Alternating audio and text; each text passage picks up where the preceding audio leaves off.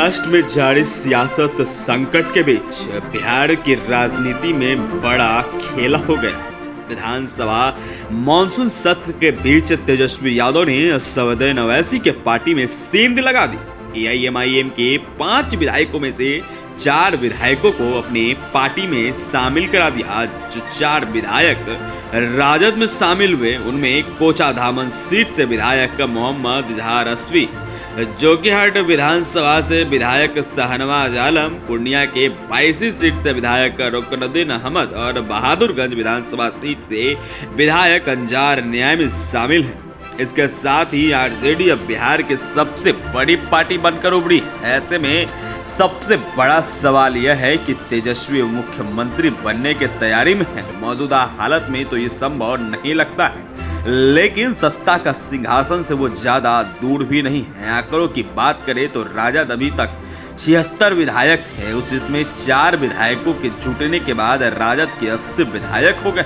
वहीं भाजपा के 77 विधायक हैं, यानी बीजेपी बिहार की 2 नंबर की पार्टी बन गई है। दरअसल 2020 के विधानसभा चुनाव में बीजेपी के 74 विधायक जीते थे, लेकिन उसके बाद वीआईपी पार्टी के 3 विधायक भाजपा में शामिल हो गए थे, जिसके बाद बीजेपी के विधायकों की संख्या 77 हो गई। पिछले लंबे समय से तेजस्वी यादव ये दावा कर रहे हैं कि नीतीश कुमार की सरकार गिरने वाली है। आरजेडी के कई नेता सत्ता में आने की बात कर रहे हैं, लेकिन इस दावे में कितना दम है ये तो वक्त बताएगा। सबसे पहले आपको 2020 विधानसभा चुनाव में जीत कर आए विधायकों के बारे में बताते हैं। उस चुनाव में लालू प्रसाद यादव की पार्टी आरजेडी सबसे ज्यादा 75 विधायक, भाजपा के 74 विधायक और जदयू के 43 विधायक और कांग्रेस के 19, सीपीआईएमएल के 11 और एआईएमआईएम के 5 विधायक, हम और वीआईपी के 4 विधायक जीत कर आए थे।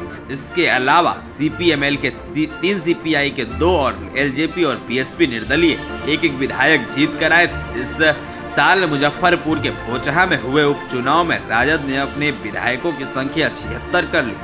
2020 में बोचहा सीट से वीआईपी के विधायक की जीत हुई थी, लेकिन उपचुनाव में एनडीए प्रत्याशी की हार हुई।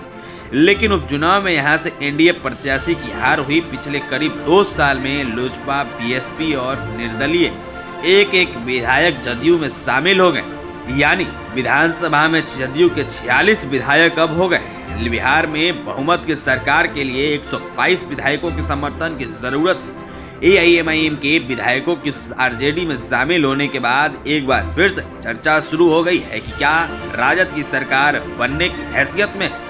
यहाँ राजनीतिक अगर गणित लगाएं तो राजद के 80, कांग्रेस के 19, सीपीआईएमएल के 11, सीपीएम के 3, सीपीआई के 2 विधायक एक साथ आ सकते हैं। तो ये आंकड़ा जोड़े तो यानी 115 ही पहुंचता है।